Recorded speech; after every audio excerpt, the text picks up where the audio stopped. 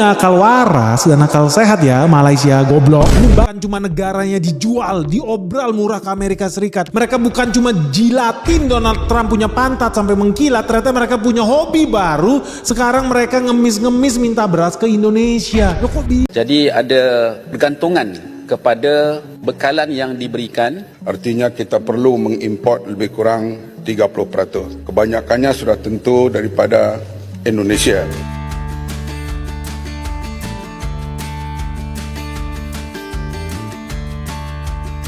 Perubahan iklim yang semakin ekstrem mulai menghantam Malaysia dengan keras. Dalam beberapa bulan terakhir, para petani Malaysia mengalami gagal panen besar-besaran akibat cuaca yang tak menentu, suhu tinggi, dan hujan yang tidak stabil. Kondisi ini membuat cadangan beras Malaysia diperkirakan hanya mampu bertahan sekitar 6 bulan ke depan. Jika situasi tidak segera membaik, rakyat Malaysia menghadapi ancaman krisis pangan yang sangat serius. Lebih jauh lagi, data menunjukkan bahwa 40% suplai beras Malaysia bergantung pada impor, termasuk dari Indonesia. Ketika produksi dalam negeri terjun bebas, negara semakin bergantung pada beras impor untuk memenuhi kebutuhan masyarakat. Dalam video ini, saya membahas fakta-fakta terbaru, data pendukung, dan bagaimana perubahan iklim menciptakan tekanan besar terhadap stabilitas pangan di Malaysia. Nah teman-teman, kali ini kita akan melihat ulasan dari akun YouTube-nya Benix teman-teman. Di sana dijelaskan dengan baik tentang kebutuhan beras di Malaysia dan proses Malaysia meminta beras ke Indonesia. Perkara pangan ini memang perkara yang sangat krusial sekali. Hal ini sangat rentan karena setiap orang butuh guys, makan, ngeri banget nih guys nasibnya beras. orang Malaysia. Kemarin mereka itu bukan cuma negaranya dijual, diobral murah ke Amerika Serikat. Mereka bukan cuma jilatin Donald Trump punya pantat sampai mengkilat. Ternyata mereka punya hobi baru. Sekarang mereka ngemis-ngemis minta beras ke Indonesia. Loh, kok bisa guys? Ini betul-betul tragis sih nasibnya Malaysia nih. Bisa-bisanya ya negara Malaysia itu kemarin cita-citanya jadi budak Amerika. Sekarang mereka juga pengen jadi budaknya Indonesia. Betul-betul tragis guys, gue sampai menangis guys melihat ini. Lu tahu nggak sedihnya gue melihat orang Malaysia digadaikan, betul-betul tragis. Apalagi mereka sampai datang ke Indonesia.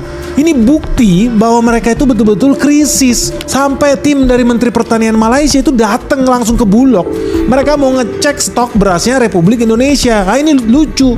Kenapa jadi mereka yang stok opnam stok beras kita? Karena mereka jealous guys. Mereka iri. Dan mereka juga takut kalau seandainya Indonesia berasnya nggak cukup. Karena mereka pengen impor dari Indonesia. Mereka itu nggak cukup cuma jadi budak Amerika. Kalau bisa jadi budak orang Indonesia juga. Makanya jangan heran ya Menteri Pertanian kita juga bilang kok Malaysia itu minta impor beras dari Republik Indonesia.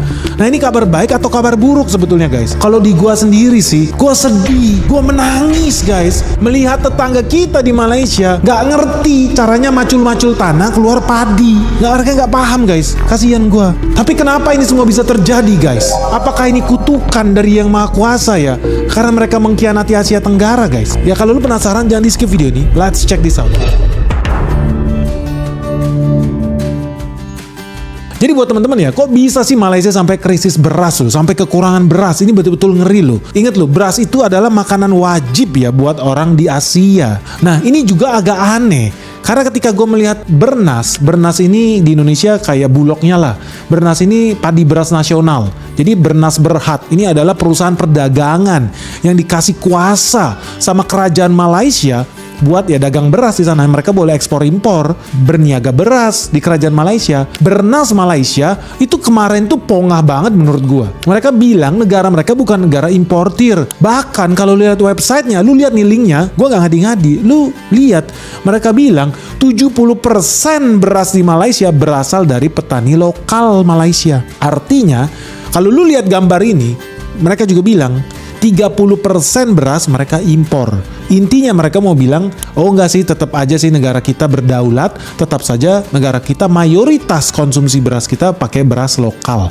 Impor kita cuma 30% guys, kata si Bernas. Nah, Tadi kan gue bilang ya, Bernas ini kepanjangannya Padi Beras Nasional ya, lembaga yang dipercaya negara untuk berdagang beras, impor beras. Tapi kalau lu kita lihat pakai logika akal sehat lah, gue pengen tahu juga si Bernas ini sebenarnya lembaga apa ya, lembaga abal-abal apa lembaga cap kaki lima. Karena kalau lu lihat di layar kaca, ini data Bernas lu, bukan data gue ya. Gue mau kasih edukasi nih sama orang Malaysia supaya lu jangan amat lah, atau minimal lu jangan buta huruf lah. Lu lihat data si Bernas ini, dia bilang apa? Konsumsi beras nasional itu yang ada di atas itu 2,5 juta ton. Oke, kita cek. Terus dia bilang produksi padi mereka 1,7 juta ton. Oke, terus apa lagi yang mereka bilang? Produksi beras mereka 1,1 juta ton. Artinya mereka mau bilang, oh mereka bisa produksi beras sendiri, dan menurut mereka lebih banyak produksi sendiri dibandingkan impor. Lah, apa maksudnya? Coba kita cek. Kalau dia bilang lebih banyak produksi beras sendiri, menurut gua harusnya angkanya nggak segitu si Bernas ini. Lihat datanya si Bernas. Produksi padinya 1,7 juta ton. Konsumsi berasnya 2,5 juta ton. Kalau lu punya akal waras dan akal sehat ya, Malaysia goblok, lu bagi tuh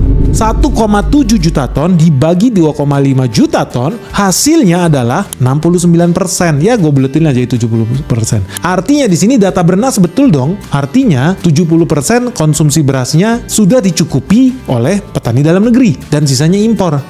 Masa sih? Di sini gue mau bilang ya sama Bernas ya, lu jadi orang jangan goblok-goblok amat lah. Setahu gua di planet bumi ini nggak ada tuh orang yang makan padi guys. Setahu gua di negara manapun yang gue pernah lihat ya, di Cina, di Jepang, bahkan di Amerika sekalipun nggak ada orang makan padi itu. Mungkin kerbau ya makan padi ya, kambing makan padi kali, makan gabah. Tapi kalau manusia normal dan waras tidak ada yang makan padi.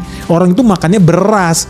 Dari sini gue bisa tahu nih si Bernas ini jangan-jangan kepanjangannya bukan Padi Beras Nasional, tetapi kepanjangannya adalah Berasumsi Nasional. Karena datanya cap kaki 5. Kenapa? Karena harusnya lu menghitung cadangan beras lu bukan dari hasil produksi padi lu dong. Harusnya lu hitung dari yang 1,1 juta ton produksi beras lokal mereka. So kalau kita hitung ulang sekarang, Bernas 1,1 juta ton dibagi 2,5 juta ton, hasilnya adalah 45%. Artinya produksi beras nasional itu cuma mencukupi 45% dari konsumsinya. Artinya dari sini lu bisa bilang konsumsi beras Malaysia yang 2,5 juta ton itu cuma bisa dipenuhi 45% oleh petani lokal. Artinya impornya sisanya dong 100% dikurang 45% sama dengan 55%. Jadi dari sini lu bisa bilang mayoritas dong kalau udah 55%, artinya mayoritas beras yang ada di Malaysia adalah barang impor. Tragis.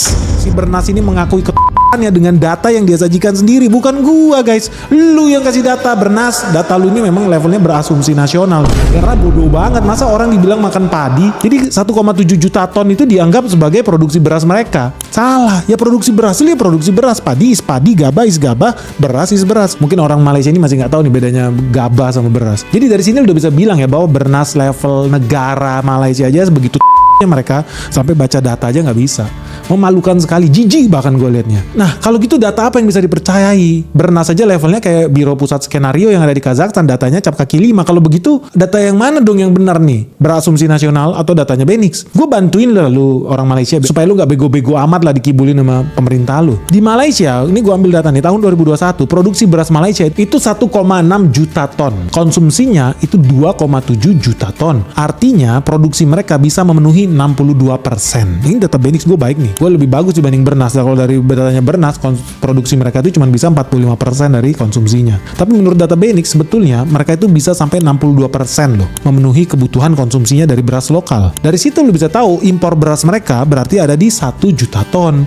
Artinya impor beras mereka itu sekitar 40%. Jadi data Bernas memang salah, namanya juga data berasumsi nasional bahwa mereka bilang impor mereka 30%. Tidak, itu salah. Karena kalau pakai website lu sendiri aja sebetulnya 55% lu impor. Itu kata website lu si bodoh itu. Tapi kalau menurut si Benix, karena gue baik, data lu memang salah 30%. Tapi yang betul adalah 40% barang yang beredar di Malaysia berasnya adalah beras impor. Nah data kita juga ternyata ya sama. Setelah gue cek, ternyata ada Institut Masa Depan Malaysia, ya mereka mengkonfirmasi bahwa data Benix itu benar. Kenapa? Karena kalau lu melihat pernyataannya Datu Wira Haji Dr. Amir Ali Maidin, Managing Director oleh Maidin Muhammad Holdings Berhad, ini adalah perusahaan perdagangan produk-produk halal terbesar yang ada di Malaysia. Dia mengakui bahwa memang pada umumnya rakyat di Malaysia itu tahunnya 70% konsumsi beras di dalam negeri Malaysia dipenuhi oleh produk lokal.